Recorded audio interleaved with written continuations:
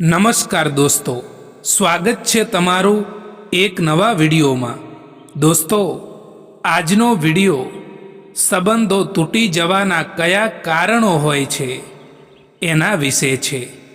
ચેનલમાં નવા હો તો લાઈક, શેર અને સબસ્ક્રાઈબ જરૂર કરો અને આ વિડીયોને છેલ્લે સુધી જરૂર જુઓ। તો ચાલો શરૂ કરીએ। ઘમંડ અને અહંકારના કારણે માણસ પોતે જ પોતાના સંબંધોને બગાડી દેતો હોય છે। ક્યારેક ક્યારેક એવો પણ સમય આવી જતો હોય છે કે તમારે તમારા સંબંધો સાચવવા માટે તમારા મનની વાત તમારા મનમાં જ રાખવી પડે છે। ક્યારેક સંબંધો તૂટી જવાનું કારણ એ પણ હોય છે કે તમે તમારા સંબંધો પર વિશ્વાસ નથી રાખતા। સંબંધોને જોડી રાખવા માટે વિશ્વાસ એ ખૂબ જ જરૂરી હોય છે દોસ્તો। તમારા સંબંધોને જોડવા માટે તમારા સંબંધોનો ભરોસો ક્યારેય પણ તોડવો ના જોઈએ મિત્રો। કારણ કે જો ભરોસો તૂટી જાય તો સંબંધો પણ તૂટી જતા હોય છે। તમે જ્યાં સુધી એ વાત જાણી ના લો કે સાચી છે કે ખોટી, તો ત્યાં સુધી તમારે નિર્ણય ન લેવો જોઈએ। કારણ કે આજકાલ તો જાતે જોયેલું પણ ઘણીવાર ખોટું પડે છે। સંબંધોમાં એક માણસ સમજદાર હોય અને બીજો માણસ તેની વાતને ના સમજી શકે તો પણ સંબંધો તૂટી જતા હોય છે। આજકાલ લોકો સંબંધોને તોડવા માટે ઘણી કોશિશ કરતા હોય છે।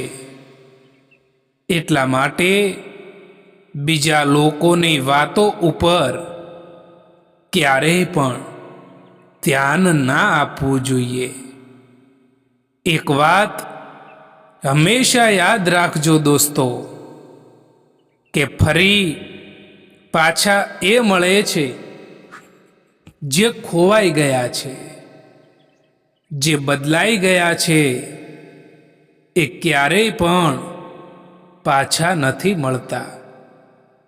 સંબંધ કોઈ એક દિવસમાં તૂટતો નથી, એ ધીમે ધીમે રોજની નાની અવગણનાઓ, ન બોલાયેલી વાતો અને સમજણની કમીથી ભાંગી પડે છે। શરૂઆતમાં બધું સારું લાગે છે, પરંતુ જ્યારે લાગણીઓને શબ્દો મળતા નથી અને શબ્દોમાં સચ્ચાઈ ના રહે, ત્યારે સંબંધની અંદર શાંતિ ગુમ થવા લાગે છે। ઘણા સંબંધો માત્ર એટલા માટે તૂટે છે કે લોકો વાત કરવાનું બંધ કરી દે છે।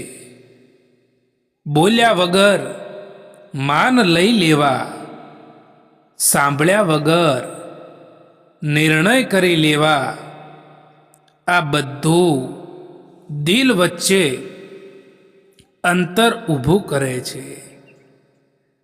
માન સન્માનની કમી સંબંધને અંદરથી ખોખલું કરે છે। શબ્દોથી લાગેલા ઘા દેખાતા નથી, પરંતુ બહુ ઊંડા હોય છે।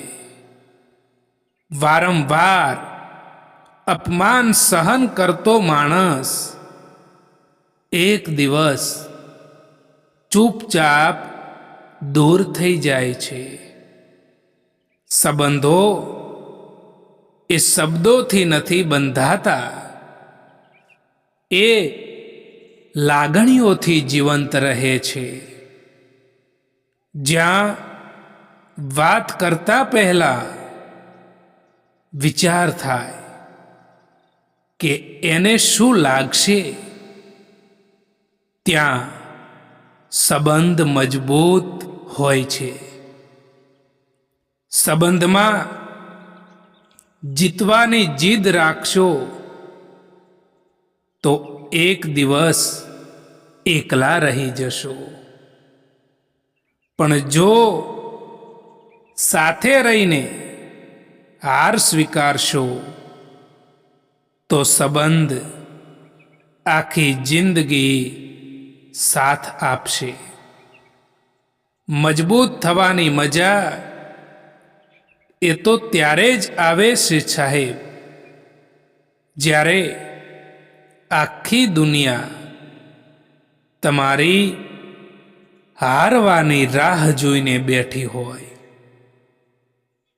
મતલબ છે તો લોકો યાદ કરે છે, બાકી ક્યાંક કોઈને કોઈની ચિંતા છે. સમય એ માણસને સફળ નથી બનાવતું, પરંતુ સમયનો સાચો ઉપયોગ જ માણસને સફળ બનાવે છે. ચૂપ રહેવું એનાથી બહેતર છે જ્યારે સામેવાળો વ્યક્તિ તમને સમજી ના શકતો હોય. કોઈ કોઈનો સાથ નથી આપતું. અહીં તો બધાને મતલબની બીમારી છે. બધા જ મતલબ માટે સાથે રહેતા હોય છે.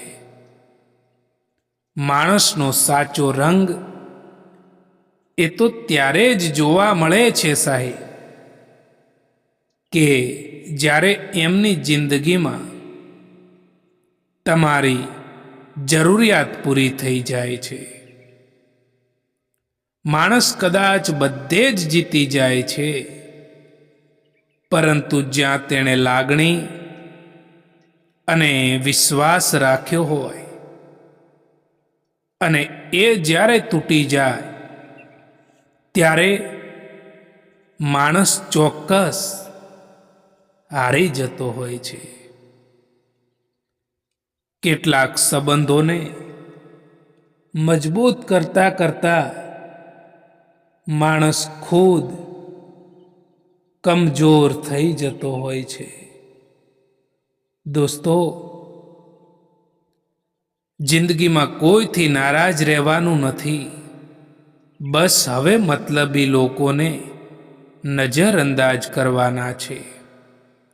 કદર કરો એમની જે મતલબ વિના પણ ચાહે છે, કારણ કે આ દુનિયામાં સંભાળ રાખવાવાળા ઓછા અને તકલીફ આપવાવાળા વધારે મળે છે.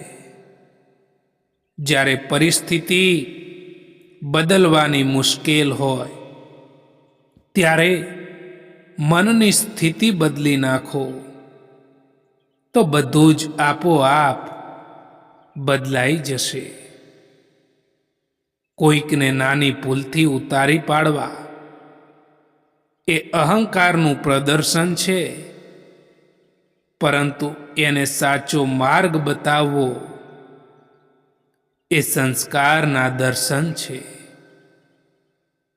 જિંદગીમાં સૌથી મોટો પાઠ એ છે દોસ્તો, કે જે સમયે કોઈ તમારું દુઃખ સમજી શકતું નથી, એ સમયે તમે મજબૂત બનતા શીખો. કારણ કે પોતાની અંદરની તાકાત જ આગળ વધવાનો સાચો રસ્તો બતાવે છે. દોસ્તો, આ વિડીયો પસંદ આવ્યો હોય તો આ ચેનલને સબસ્ક્રાઈબ જરૂર કરો. વિડીયો જોવા માટે આભાર.